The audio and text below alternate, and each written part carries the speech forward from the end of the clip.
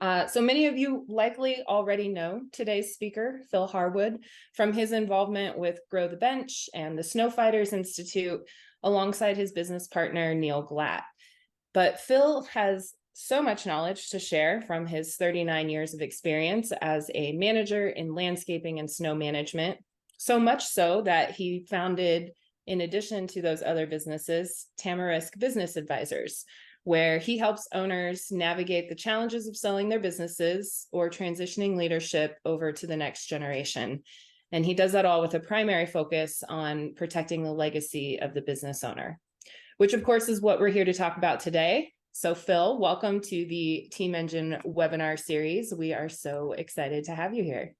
All right. Thank you, Danielle. I'm honored to be here and really looking forward to presenting this topic. This is such an important topic for our industry and really almost every business as our population ages and, the next generation is itching to take the seat at the family business, leadership helm. And so many businesses are being acquired by larger businesses, and there's private equity moving into our industry. And so there's a lot of exciting things happening right now.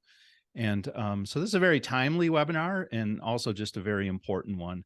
I mean, because if you think about your exit's inevitable, right? It's just a matter of time that you're going to exit your business.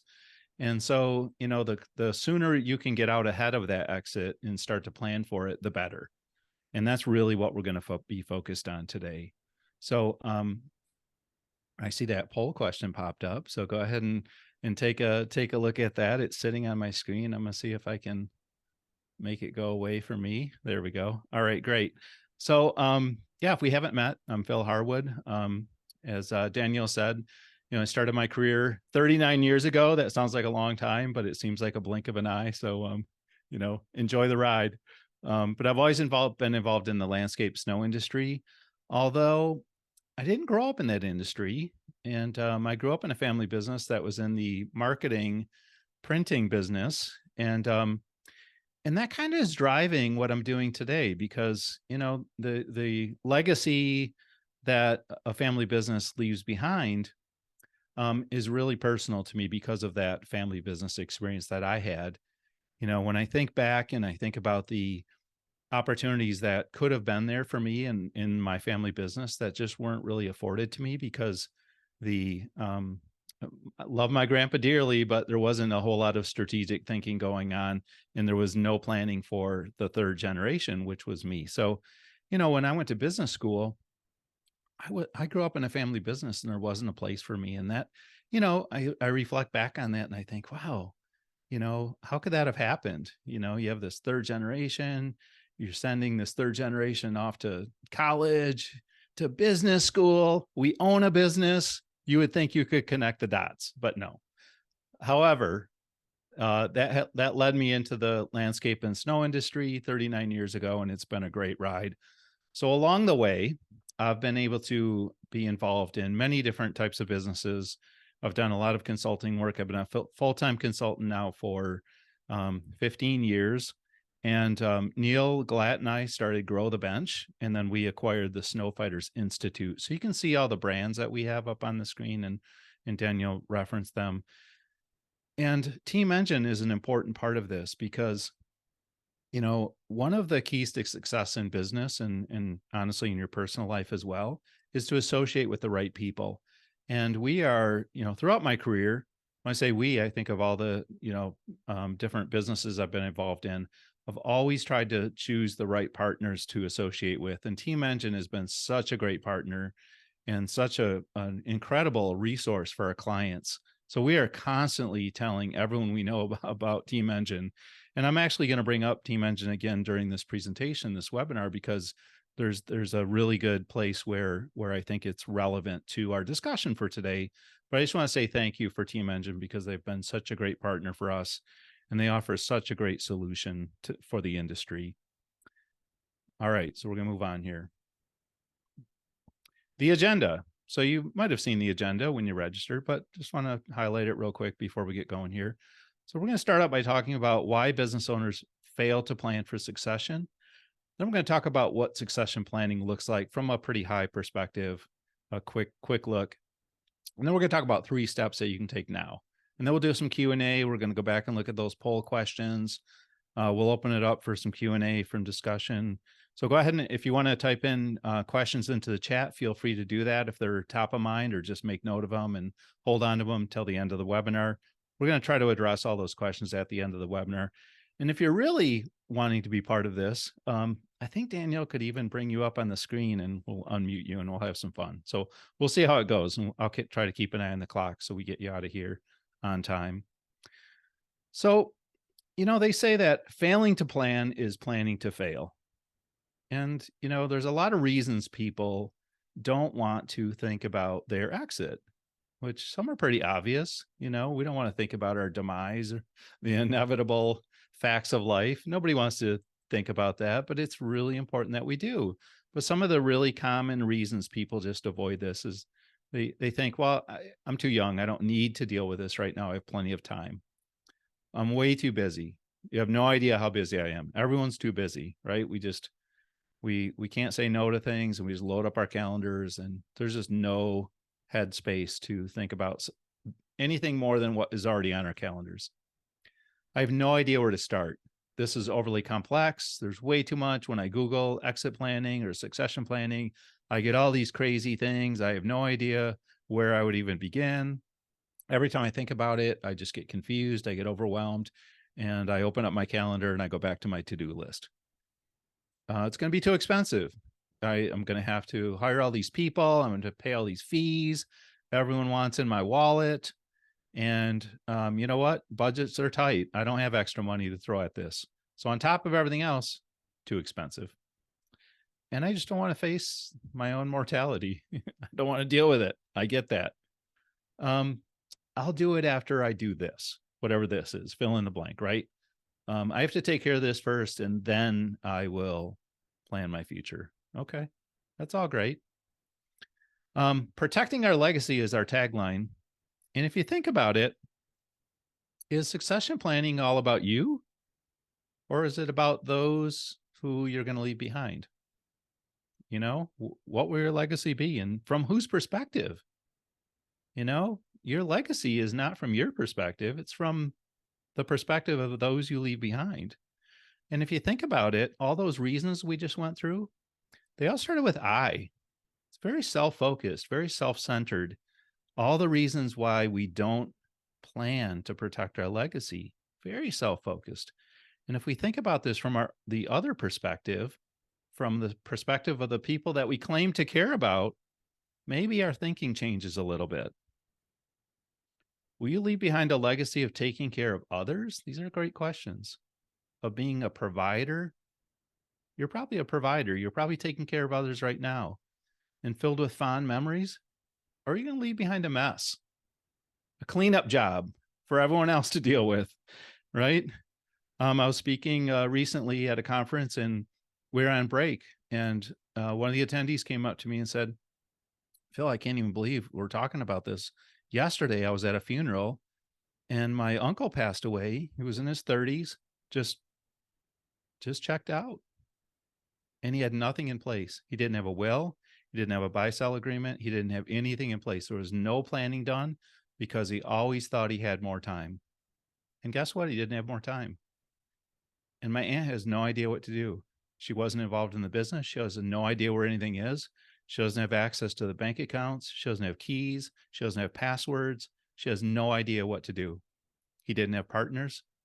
His customers have no idea what to do. His employees have no idea what to do. They're grieving. They're planning a funeral. They have no idea what to do. This business owner left a mess for everyone else to clean up. And that's the reality. That's the perspective we need to be thinking about. So when we think about how busy we are and about all the things that we need to be doing that are for us, we really need to be thinking about all those other people who are going to be affected. Your spouse, your kids, your grandkids, your great grandkids, your business partners and their families, if you have partners, your employees and their families, your customers and their families, your vendors and their families, your extended family members. I mean, I know so many business owners that provide for their entire extended families. My grandfather is a great example of this. He provided for so many people in our family down to the fourth generation. Amazing. And I see this a lot with business owners. They're providers, they care about people, they're involved in the community. So even the community, I missed a there, community organizations, even communities can be impacted by someone prematurely passing away without planning. And so there's a lot at stake here. It's not just about us, it's about all these people on this slide. It's a big list. So, what is exit planning? Well, this is a definition on the screen here, and I'm not going to read it, but this is from the Exit Planning Institute. I'm not going to read it because it's a lot of words. What I will do is edit it down, distill it down to the bare essentials, which is this right here, 2 bullet points. Exit planning is your strategic plan for building your business so that it's transferable when the owner's ready. The plan takes into account the future of the business owner, their family, and the business itself. So look at the bolded words. Exit planning or succession planning, those words are kind of interchangeable, is really a strategic plan. That's what it is. Essentially, it's a strategic plan that takes into account the owner, the family, and the business. That's what it is. We think this is overly complicated, and it can be, but it doesn't have to be. You're seeing right now a flow chart. It maybe looks complicated, but it's pretty simple. It's a pretty simple flow chart. This is an exit planning flow chart from the Exit Planning Institute, of which I'm a member. And you don't have to read all the words on here, but the point I'm trying to make by showing you this model is that there's a systematic process for exit planning. There's a flow chart, okay? And there's different models. You can Google exit planning models and you can bring up 200 different models, that's fine. And some of them look extremely confusing and they are, but it doesn't have to be. It can be a linear, systematic, sequential process that is very understandable, very doable, and that you can work through. And one of the things I love about this, if you can, now that in the small print here in the middle, it says this process is completed through continuous 90-day sprints. I love that because that 90-day sprint is really equivalent to a quarterly project, or if you're in the EOS world, a rock. And we talk about rocks and quarterly projects and 90-day world all the time with our clients, because it's a really good way to chunk down your planning into bite-sized pieces. Thinking about, 90 days. 90 days goes by pretty quick.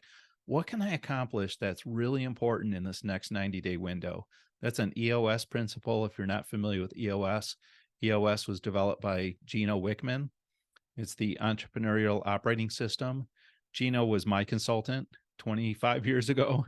And actually, my company has a couple of references in his book, Traction, because we were one of the original companies as he was developing his system. So we love EOS and that whole process. But I love the fact that this whole exit succession planning model ties right into EOS, because at the end of the day, it really is strategic planning. Okay. Another part of the succession exit planning world is valuation. And what you're seeing on this slide here is, again, it looks a little confusing, but it's really not. It's a very simple model of evaluation. This is produced by the Value Builder system. This is something that my company is a part of. And so for our clients, we can produce these valuations. And what's cool about this model, this valuation model, is it gives you a range based on multipliers. You can see in this hypothetical example here that we're showing here, this estimate of value range is from 1.39 million to 1.85 million with a mean value of 1.5. And that's great. But what if I have time to increase this valuation?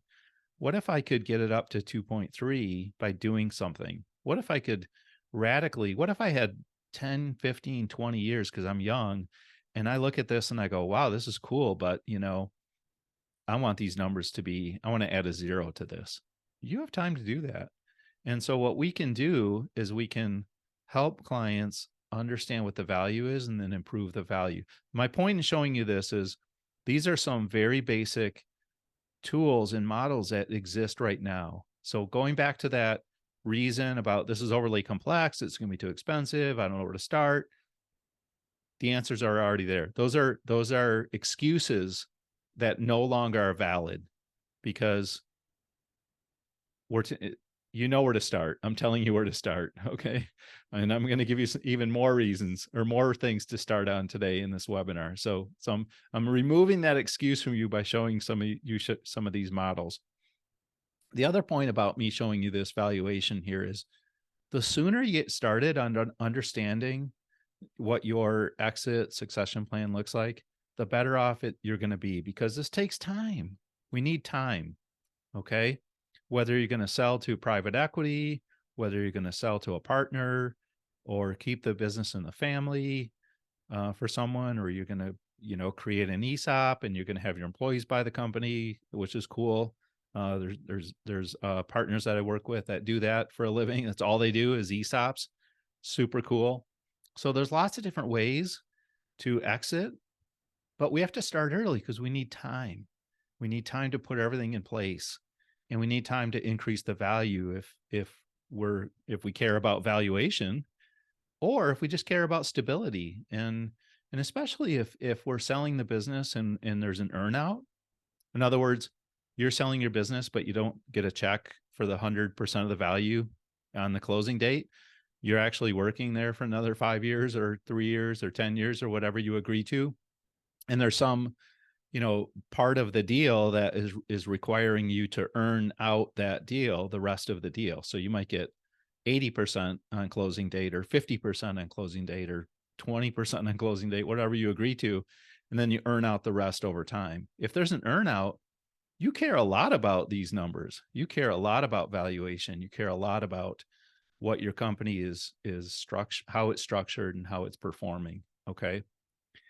And the next slide looks a little crazy. Lots of colors going on here. This is another value builder report, and you're not.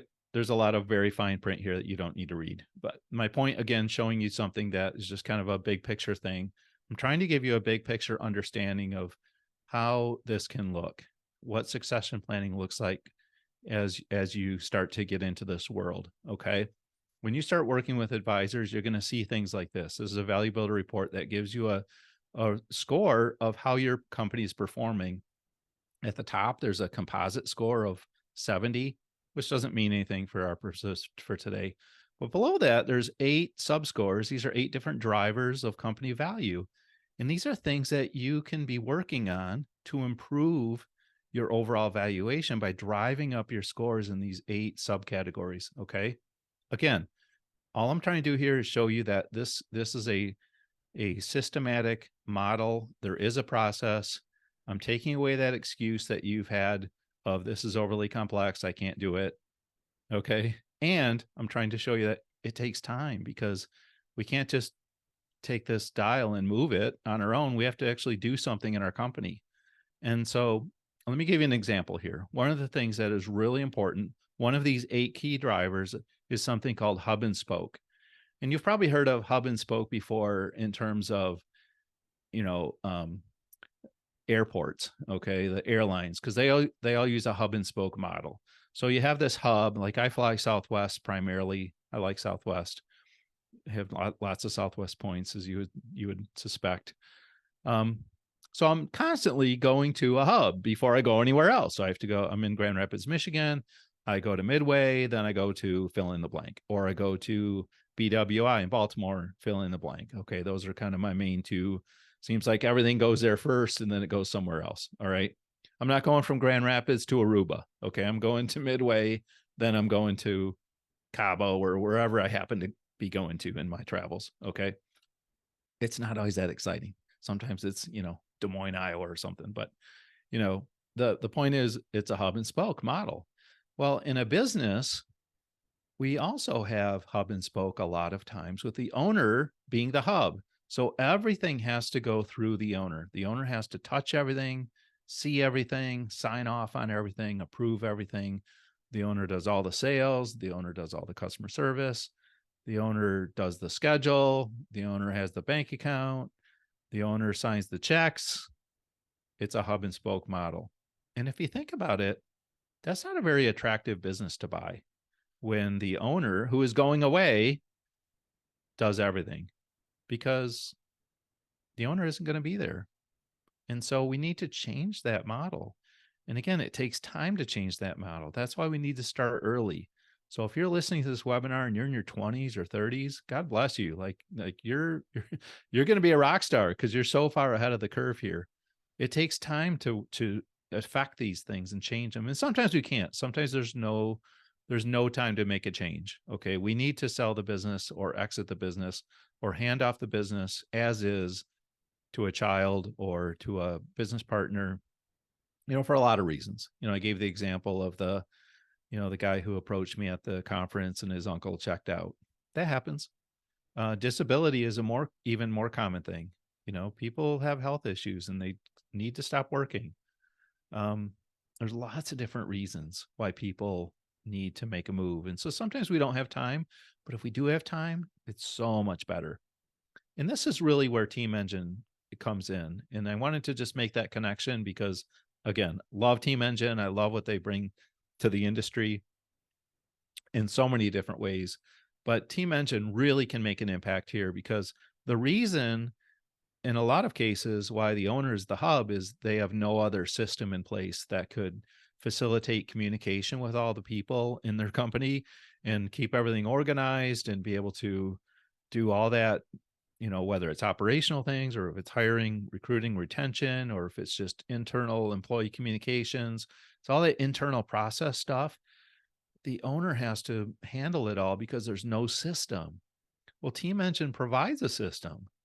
And so if I'm looking at two companies to acquire, if I'm a buyer and I'm looking at company A and company B, and company B has Team Engine, I'm really attracted to company B because I know that that company can function without the owner because they've made the investment in a platform where there's good communication process through from right from the beginning, from the time an employee's brought on board and hired all the way through handling internal communications for policies, procedures, scheduling things, communicating with subcontractors. We do a lot of work in the snow industry, obviously with snow fighters. Even during events, event communications with employees, with crews, with operators, with subs.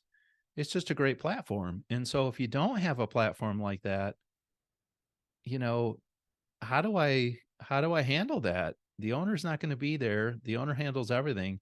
That's not a very attractive company to me.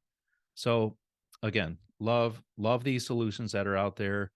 And I just wanted to show you that because, again, the hub and spoke model, that's one of the 8 drivers, but it's a really critical one. And it's one of the key things that a buyer is going to look at.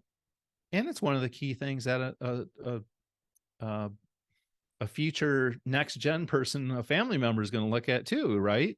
If Gramps, in my family business when I was growing up, Gramps held all the cards, Gramps knew everything, and he wasn't willing to give any of that up because he was the only person who could control everything. Well, maybe that's why my family business didn't make it to the 3rd generation, honestly, right? Because there wasn't a way to get Gramps out of that hub's seat where he controlled everything. So the business just couldn't survive. And honestly, most businesses don't survive beyond the 2nd generation. The 1st generation gets the business going, makes all the investments, blood, sweat, and tears, wear all the hats. You guys have heard this, right? And then 2nd generation comes along and they're the beneficiaries. And that's great. But the 2nd generation usually ends up winding the business down. Unfortunately, never makes it to the 3rd generation. All right. Let's talk about those 3 steps because there are some things you can do now. Okay. Maybe not today. Maybe you're busy today, but maybe tomorrow. Okay. So the first one is to spend some time planning your future. What does your future look like after you exit your business? What do you want to do? What are you called to do? Some people just feel called. There's a calling, right? And so there's a purpose and you're driven toward that. What are you really passionate about? What do you care about? People seem to be more passionate today about all kinds of things than they ever were. What do you care about?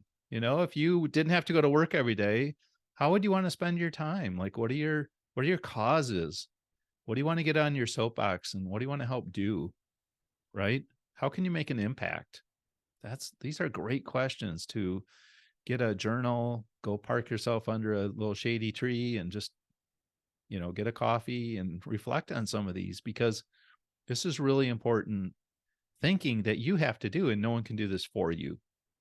But you have to think about, you don't have to, but this is an important step that'll help move you toward your succession plan, help you get ready to exit, is if you have a clear vision for where you want to go with your life after you're out. Okay. And what's important to you? Some people want joy in their lives. Some people want peace and quiet, right? And some people want like personal satisfaction. They're willing to, continue to grind it out, put themselves out there, take risks because there's some, you know, cause, or there's something that's going to really, really satisfy their hunger, their need to, deliver something meaningful to the world. I see a lot of people who exit their businesses who go right back into business, doing something else, which I think is super cool. Maybe someone who's been in the restaurant business and they're so tired of the restaurant business, 35 years, they sell the restaurant and they go right back into business, not in the restaurant business, but in some other business that is super um, important to them because it is meaningful to what they're passionate about, right? They go right back into business. I see people who leave their businesses and they get involved in philanthropy, and they're trying to, make an impact. So they're associating with organizations they care about, maybe getting on some boards or being part of foundations. They're doing fundraising, mission work. They're really involved in things that they're passionate about. I see a lot of people that just want to travel. They want to relax. They want to play golf, right? They want to go see the grandkids. They want time to be able to go to all their doctor appointments, right? If they're having health issues, there's lots of different things. There's lots of different paths, but they're all unique to you. And that's why it's so important to just take some time and really address this step one about visioning your future. Okay. Then step two here is get your essential documents in place. I'm going to go through a little bit of a list here. You can't do all these tomorrow, but pick one and say, I don't have this in place. I should probably look into this. Okay. Over half of all people in the United States don't have a will. Well, creating a will can be a very, very simple thing. In Michigan, there's something called the statutory will, and it's a form. It's a form that the state of Michigan created. You Google it, you fill it out, takes you 10 minutes. You are done. You have a will. Now, you can also file that will at your probate court. So it's on record, $25. But you could also just, have it and you're done. You have a will. So again, we think this is overly complicated, and it can be, but it doesn't have to be. Okay. Financial and medical powers of attorney. These are really critical because once you're unable to make decisions for yourself, you can't do this anymore. You can't give someone a power of attorney, and you want to be thoughtful about what powers you're giving in those power of attorney documents, what you're authorizing those people to do. And there's so many different options, and there's some decisions to make there. So that, again, that can feel a little overwhelming, but it's not that bad. But it's really important because, again, you can't give someone power of attorney when you can't make your own decisions. Trusts. Trust can be really simple. Trust can be extremely complicated, but trusts are really important, especially if we have blended families. We have children from different marriages. We have, some complication in our lives, and we can't use that super simple statutory will thing. That's not going to work for us. We probably need a trust or a series of trusts. Buy-sell agreements, really important documents to have for business owners who have partners, or even if they don't have partners. What happens if the owner or one of the partners checks out, okay, or wants to leave? Maybe they haven't checked out. Maybe they just want to leave. They want to get out. Well, we need to have these agreements in place so that there's a path. We know what happens. So if this happens, then these things get triggered, right?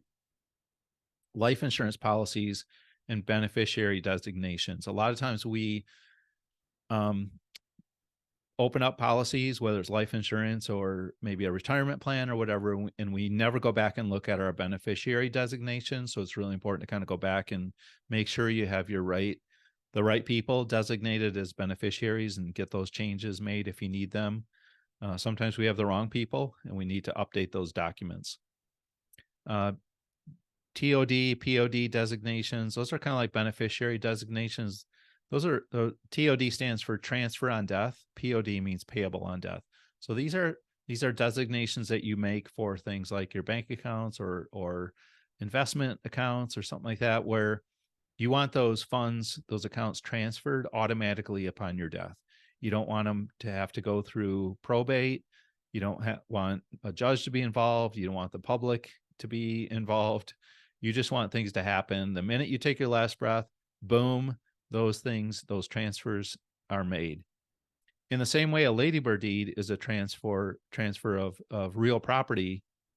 It happens the same way. So you take your last breath, that deed gets that property gets transferred to whoever the designee is. Okay. And that doesn't, again, you save the hassle and the exposure of going through probate and the delay. It happens automatically. Those are operation of law designations. So these are things that you can get on right now. So if you look at this list, you might have some of these things in place, but you might not. Just pick one and get going on it. Okay. Step 3, assess your readiness to exit. Well, we're going to make this really easy for you to assess your readiness to exit because we're offering you a complimentary pre-score assessment and personalized report. And it's at tamariskadvisors.com/pre-score. What you're going to get here, and this is an online, easy to fill out assessment. You're going to get a really nice customized report that includes the 2 primary reasons why exits fail. It's going to walk you through all 4 of the drivers of exiting without regrets. And then there's also 2 kind of bonus things you're going to get. You're going to get another report called the exit checklist, which is super cool. That's a great document in and of itself. And then there's another bonus, an ebook that you're going to be offered as well. So again, our gift to you, it's all complimentary. Are we going to follow up with you afterward? Absolutely. But we're going to do it in a very respectful way, as you can tell. And as you hopefully, if you if you know anything about me, I care a lot about my reputation, who we are and how we handle ourselves in the marketplace. So we will be very respectful in our follow-up. So don't be afraid to go ahead and do that. Take that report, that assessment, and get your hands on all those complimentary bonus items as well. Okay. And we're really getting close here. For some Q&A, we're at 12:35 Eastern time, and we're hoping to wrap up in 10 minutes. So we have a good 10 minutes here. I'd love to take a look at those poll results. Can we pull those up, Danielle? And I also want to take a look at the chat. And Danielle, maybe you can facilitate that for us. Yep, here come the poll results. Awesome. Okay. So it's a good blend. Look at that. Less than a year, 1 to 3, 20, 30%, 20%, 30%, 20%. Nobody said I have no idea, which is great. What steps have you taken? There's been some answers there. I can't see the answers. Okay, I can read. Can you read them? Go ahead. Yeah. Love to hear them. So we've got one person who's done a company evaluation. Someone else says they're in discussion with others, both inside and outside of the business, to learn what options they have. And they would like to see it go to their son and an employee, but how to make that affordable and actually happen, I think is where they're kind of trying to learn and gain some insights there. Someone else has done some reading and webinars. Someone else has a consultant. They're getting some legal advice, CPA advice. Someone else started hiring a management team that can replace all the hats that they are currently wearing as the owner. And the last person said, fixing my business and profitability issues. Good. Yeah, the accountant is important because there are tax implications, and it's really important for a business owner to be working with an accountant who has business experience working with closely held businesses. There's income tax implications, there's estate and gift tax implications sometimes, although the lifetime exemption is $12.92 million. So a lot of us don't need to worry about estate and gift tax. But we have oh, generation skipping tax. I was drawing a blank on the last one. And so there's really four categories of taxes we need to be thinking about. And so it's really important that we have a business minded accountant to work with who can explain all those things to us. Capital gains can really bite someone as they're exiting their business, depending on what their basis was. And there's inside basis, there's outside basis, and so there's a lot going on here. Partnership, and if you're in a partnership, it's even more complicated from a tax perspective. So I would really encourage you to get out ahead of that and really understand. Those are some of the very most complex aspects of this whole equation is the tax implications. Did we have another poll as well, Danielle? Nope, that was the Okay, only cool. one. That's great. And I just And we had a posted couple of questions, right? Yeah. Actually, the chats that popped up were me Okay. communicating to the audience All right. throughout the presentation. If anyone has questions, you can post in the chat. And of course, we can also bring you on screen if you would like to chat with Phil directly. Yeah. So if you have a question, go ahead and type it in. If you want to be on the screen, just say, hey, I want to be part of the webinar. Danielle, make me part of the webinar. I want to be on screen.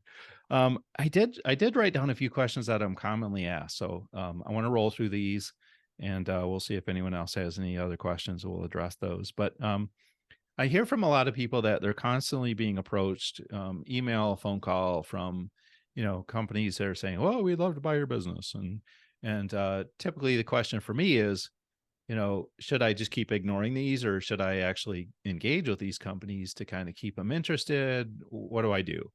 Because it's really cool to have these offers and this attention, but is it always going to be there, right? What if the attention isn't there when I want it to be there? Should I take time out? And I have kind of mixed feelings about this. I think my general response typically is to not engage, because I think once you engage specifically with a suitor, you're kind of starting to go down a road that maybe you're not ready to go down that road with. If you are, great, do it.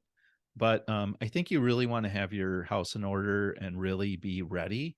Going back to that big flow chart I showed you, part of that was developing a go-to-market strategy. And until you're really ready, and have proof of your profitability and all your other documents in place, there's a whole list of things that you're going to be asked to produce for a prospective buyer.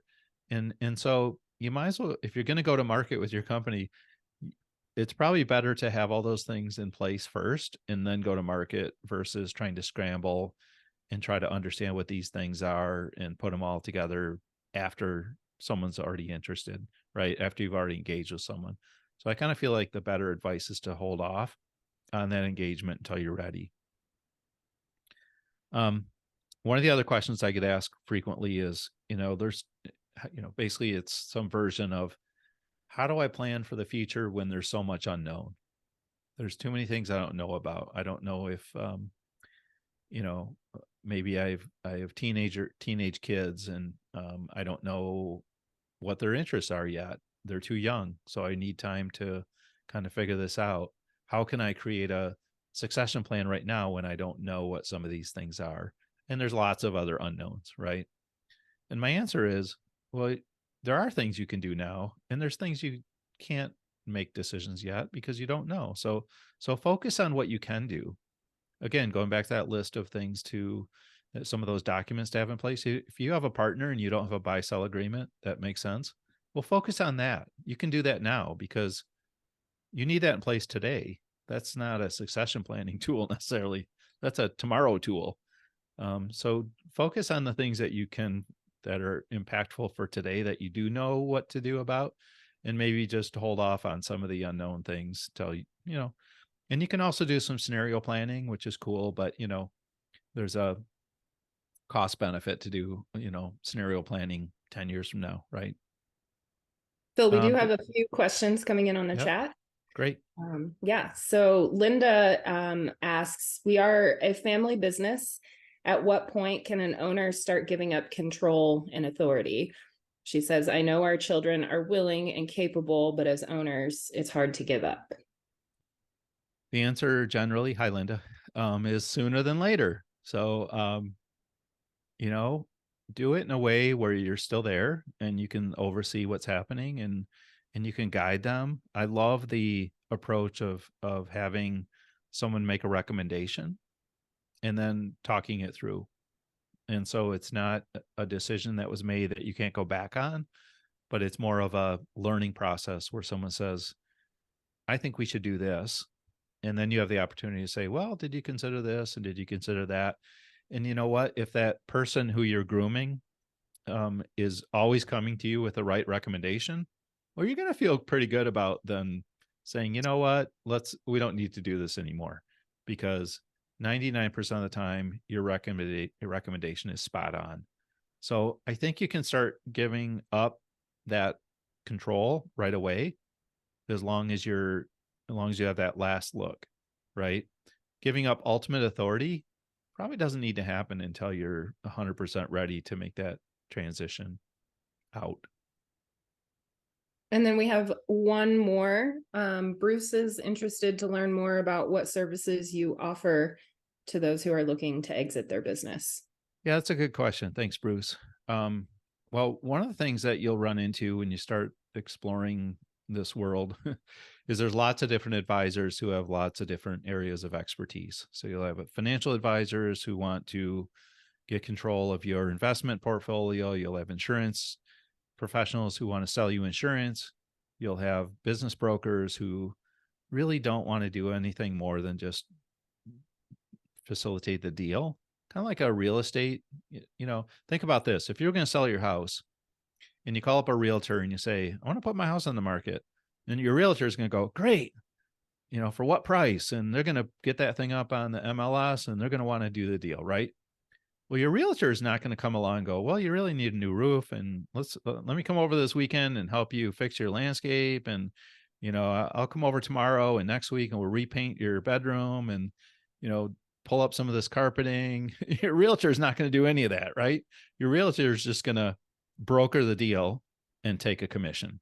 Well, that's what business brokers do. A lot of them, not all of them. Some do more than that, but a lot of business brokers just do the deal, and they really don't want to bother with someone who isn't ready to do the deal yet. And that's really what we do.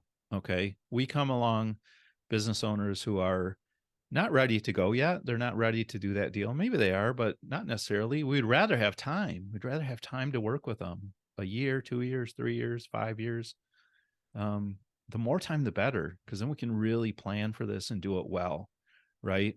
And so that's what we do. We're advisors to the business on all fronts, and we help kind of facilitate that whole process. And again, going back to what I said earlier, this is really strategic planning. That's what this is. And I've been doing this my whole career, strategic planning. And that's what Gramps didn't do. That's why I'm doing what I'm doing, I guess, instead of running the family business. One more Okay. has come through. This person wants to know what is the range of EBITDA, that's how you say it, right? Mm-hmm. What You is can the say it range however you want to say it. EBITDA multiples for a well-run landscape business that you are seeing right now? And they specifically want to know if it's declining. No, I don't think it's declining, but there is a range, and the range depends on the size of your business and the profitability of your business, and really kind of um, the vertical that you're in. So the service niche that you're in. So, for example, someone who's in the lawn care business doing fertilizer, weed control, that type of thing, is going to have a much different multiple than someone who's in the design, build, construction, bid, build world, right? So it's kind of hard to answer that. Generally, the EBITDA or EBITDA, however you want to say it, is going to, for a very smaller company in today's world, probably going to be somewhere between 2.5 to 3.5, and then it's going to scale up from there. The real cool thing is, and we offer podcasting through, or we offer a series of podcasts called Built to Sell Radio, and that's a really great podcast. If you want to hear some incredible stories about multiples of 10, 15, 20, listen to Built to Sell Radio, because John Warlow, who facilitates that, brings on all these people who have sold their businesses for insane multiples. And the way they've done it is they found a strategic buyer who saw the buyer, from the buyer's perspective, they saw so much value in this business. It wasn't about what the business was doing today in terms of their revenue and their profits. So the EBITDA was just out the window, almost irrelevant. What the buyer wanted was their technology and their insight and their process and their people, and they were willing to pay enormous multiples for it. So I think just focusing on the, what the average range of multiples is yeah, it's important to know that and get some insight there. For larger businesses in our industry, multiples can be, 5, 6, 7. They're not rarely going to go beyond that unless there's a strategic buyer. But if there's competition, you have companies competing for you, and you can play that. Or if there's a real strategic buyer, those multiples can go through the roof. All right. I think that's all the questions that we had come through today. Well, we're only a couple of minutes over, and it's because of these questions, so I don't feel bad about that. Thank you very much, Danielle. Yeah, Phil, thanks so much for sharing your wisdom and knowledge with us today. And we, as I mentioned earlier, will be sending out an email later today with a recording. I'll be sure to send the link as well to get your readiness to exit assessment. And I will also include a link to that podcast that you just mentioned here at the end. Great, thank you. And thanks to everyone for attending and staying through the whole presentation. Just keep an eye out for that email. And if you don't get it, just send me an email and I will make sure to get it into your hands so that you can share that with anyone else who might benefit from watching today. And with that, we will end the webinar. Have a great one, everyone. Bye.